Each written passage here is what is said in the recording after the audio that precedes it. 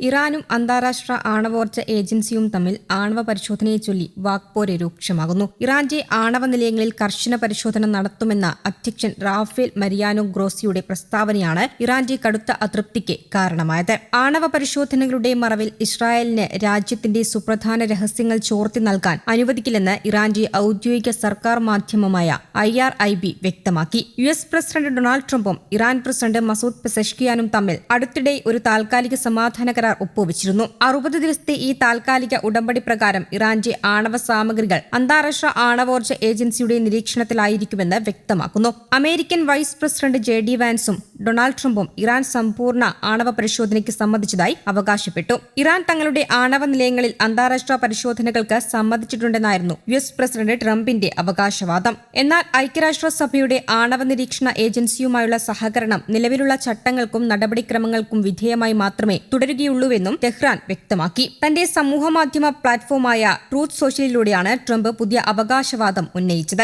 ആണവ പരിശോധനകൾക്ക് ഇറാൻ പൂർണ്ണമായി സമ്മതിച്ചിട്ടുണ്ട്. ഇത് ആണവരംഗത്തെ സുതാര്യത ഉറപ്പാക്കും. അവർ തയ്യാറായിരുന്നില്ലെങ്കിൽ കൂടുതൽ ചർച്ചകൾ മുന്നോട്ടു പോകില്ലായിരുന്നുവെന്നും ട്രംപ് ട്രൂത്ത് സോഷ്യലിൽ കുറിച്ചു. സ്വിറ്റ്സർലാൻഡിൽ ആരംഭിച്ച അമേരിക്ക ഇറാൻ ചർച്ചകളെ സംബന്ധിച്ച് ഇരു രാജ്യങ്ങളും മുന്നോട്ട് വെക്കുന്ന വ്യത്യസ്ത അവകാശവാദങ്ങളുടെ തുടർച്ചയായാണ് പുതിയ വിവാദം. അന്താരാഷ്ട്ര ആണവോർജ്ജ ഏജൻസിയുടെ ഇൻസ്പെക്ടർമാർക്ക് രാജ്യത്തേക്ക് പ്രവേശനം അനുവദിക്കാൻ ഇറാൻ തയ്യാറായതോടെ ചർച്ചകളിൽ നിർണായക പുരോഗതി കൈവരിച്ചതായി US വൈസ് പ്രസിഡന്റ് JD വാൻസും നേരത്തെ അവകാശപ്പെട്ടിരുന്നു. എന്നാൽ മണിക്കൂറുകൾക്കകം പ്രതികരിച്ച ടെഹ്റാൻ IAEയുമായുള്ള സഹകരണം നിലവിലുള്ള നിയമപരവും സാങ്കേതികവുമായ ചട്ടക്കൂടിനുള്ളിൽ മാത്രമേ തുടരുകയുള്ളൂവെന്നും വ്യക്തമാക്കി. ട്രംപ് അവകാശപ്പെടുന്നതുപോലുള്ള പുതിയ ധാരണകളൊന്നും നിലവിലില്ലെന്ന സൂചനയാണ് ഇറാന്റെ പ്രതികരണത്തിൽ നിന്ന് ഉണ്ടാകുന്നത്. കോൺഗ്രസിന്റെ അനുമതിയില്ലാതെ ഇറാനെതിരെ കൂടുതൽ US സൈനിക നടപടി പരിമിതപ്പെടുത്തുക എന്ന ലക്ഷ്യത്തോടെയുള്ള പ്രമേയം പാസാക്കിയതിനു ശേഷം കഴിഞ്ഞ ദിവസം US പ്രസിഡന്റ് ഡൊണാൾഡ് ട്രംപ് സെനറ്റിനെതിരെ ആഞ്ഞടിച്ചു. റിപ്പബ്ലിക്കൻ നിയമനിർമ്മാതാക്കളുടെ ഒരു സംഘം തന്റെ ചർച്ചാ നിലപാടിനെ ദുർബലപ്പെടുത്തുകയും അമേരിക്കയുടെ എതിരാളികൾക്ക്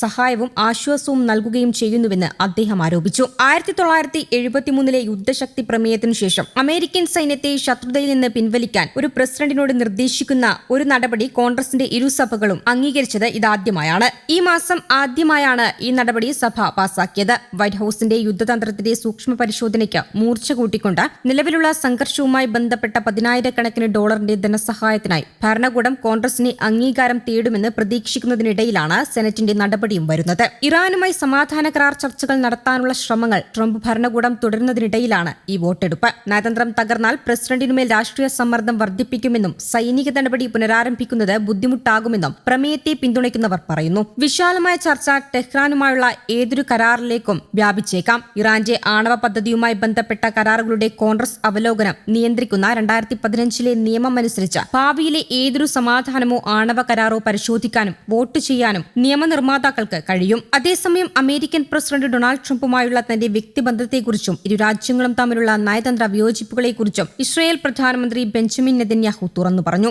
ഇരു നേതാക്കളും എല്ലായ്പ്പോഴും പരസ്പരം എല്ലാ കാര്യങ്ങളും പൂർണ്ണമായി അംഗീകരിക്കാറില്ലെന്നും കാരണം ഇരുവരും രണ്ട് സ്വതന്ത്ര രാജ്യങ്ങളുടെ നേതാക്കളാണെന്നും അദ്ദേഹം വ്യക്തമാക്കി. എന്നാൽ നിലവിലെ ഏത് സാഹചര്യത്തെക്കുറിച്ചാണ് അദ്ദേഹം ഈ പരാമർശങ്ങൾ നടത്തിയതെന്ന് ഇപ്പോൾ വ്യക്തമല്ല.